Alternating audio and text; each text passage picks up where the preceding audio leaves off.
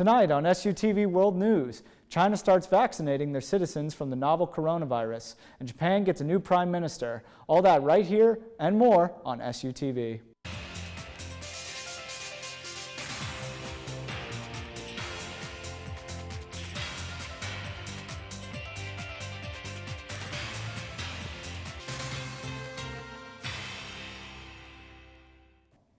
Japan's lower and upper house have officially elected Yoshihide Suga as the country's new prime minister. CNN's Will Ripley takes a look at the rise of Shinzo Abe's successor. Japan's new prime minister, Yoshihide Suga, has just hours on the job, but he has years of experience as the former prime minister Shinzo Abe's right-hand man. In his role as chief cabinet secretary for nearly 8 years, which is, by the way, the longest that any Japanese prime minister has served in the post-war era, he was the one who acted as the press secretary and the chief of staff combined. He was helping carve out deals behind the scenes. He was giving briefings to the press. He was the one doing a lot of the nuts and bolts work, while Abe was the one in the spotlight. And that was a natural place for Abe as a third-generation prime minister who grew up in a political dynasty. Suga is the son of a strawberry farmer and a school teacher. He worked at a cardboard factory. He worked at the Tsukiji fish market. He put himself through school and worked his way up through the ranks of Japan's domestic politics. So his background is very different, and that everyman approach could potentially really benefit him. It could help him be more relatable, because Abe, especially lately, has been accused of being a bit out of touch with the lives of everyday Japanese, but also because he doesn't have necessarily the same star power that Abe had. And of course, he's starting out brand new. Abe was around for so long. He was able to build relationships, particularly on the global stage, with big-name world leaders like Donald Trump, and even getting Xi Jinping to agree to visit Tokyo before the pandemic closed all the borders. So not only does he face a long list of challenges on day one, trying to get the economy back on track, it's currently in a major recession, largely because of the pandemic, trying to get government debt down, because Abenomics, which injected a lot of stimulus into Japan's economy, also created record high levels of government debt. You have the demographic issues, the aging society, and of course, another big problem, Tokyo 2020. Japan spent billions hoping that the games would bring in tourists and bring in revenue, which Japan badly needs, and particularly its hospitality sector. Now all that is up in the air. They don't even know what the Olympics are going to look like. So as Abe fades away and Suga begins his time in the spotlight, he faces a lot of challenges. I'm Will Ripley reporting in Hong Kong. The United States ambassador to China recently announced he is stepping down. SUTV's Nolan Hoffman has the latest. The United States ambassador to China is stepping down. A source told CNN Terry Branstad is expected to exit Beijing sometime before Election Day in 2020. Branstad has served as the ambassador for more than 3 years. Secretary of State Mike Pompeo thanked him for rebalancing United States-China relations. Branstad holds a personal relationship with Chinese President Xi that dates back decades. He's been involved in a spat between the State Department and China's state-run media, People's Daily, after the outlet refused to publish an op-ed written by Branstad himself. This is Nolan Huffman reporting with SUTV News. Mexico celebrated its Independence Day Tuesday, but for the first time in more than 150 years, there was no crowd. Mexico City's main square was empty due to COVID-19 restrictions. The voice of President Andrés Manuel López Obrador, however, broke the silence. The traditional El Grito ceremony was held at the National Palace, in which the president rings the same bell used to incite the War for Independence in 1810. The event, transmitted live, celebrated 210 years of Mexico's freedom. In addition to paying tribute to independence heroes, this year's ceremony honored the more than 71,000 Mexicans who have died since the coronavirus pandemic began. Thousands of people in China have recently received a COVID-19 vaccine. SUTV's Nolan Hoffman has the story. China's state-owned pharmaceutical company Sinopharm said that hundreds of thousands of people in China have received COVID-19 vaccinations under an emergency use program.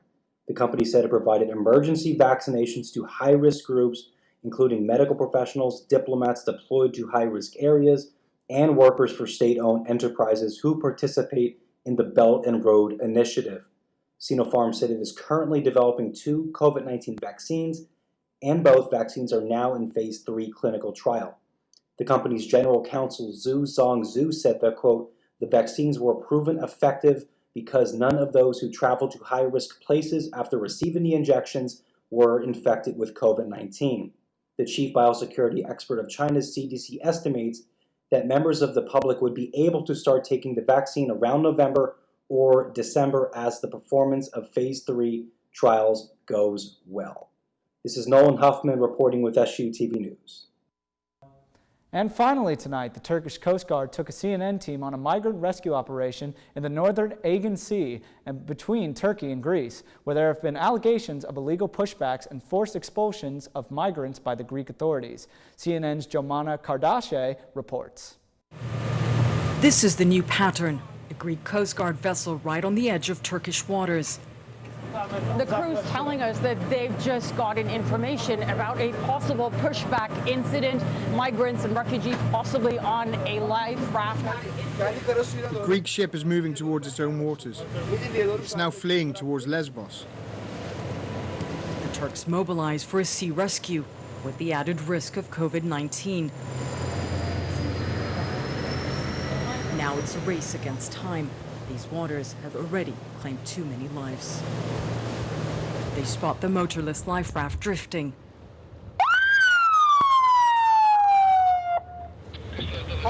Take the rope!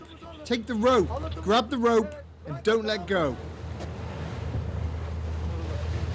One by one, they emerge.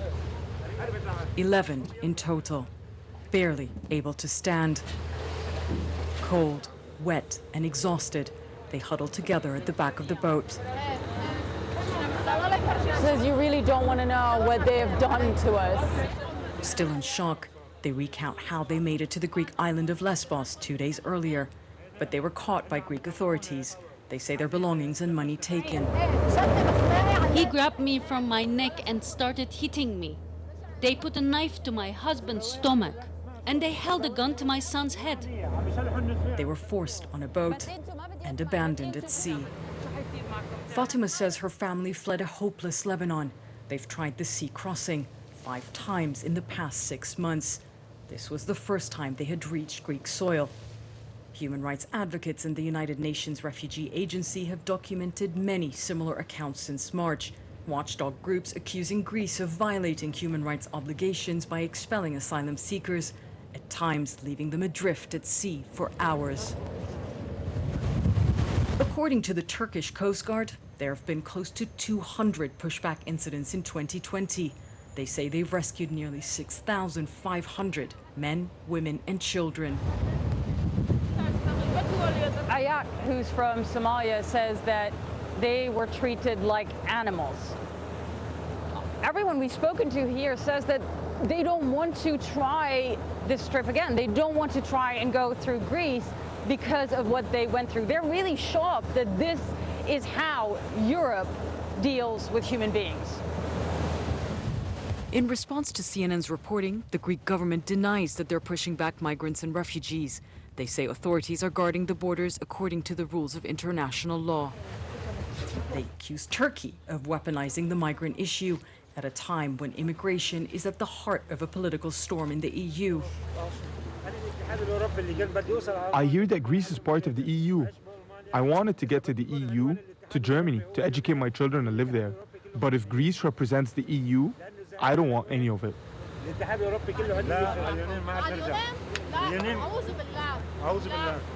Definitely, they say they will not be going back to Greece after what they've just gone through. These forced expulsions and pushbacks seem to be morphing into the new norm, not only putting the most vulnerable at risk in treacherous waters, but also drowning out the values that Europe claims to stand for. And with that, we'll be signing off from this episode of World News. I'm Adam Beam. Don't forget to follow us on Instagram, Twitter, and Facebook at SUTV News, and check out our website at sutvnews.org. Have a good rest of your week, everyone.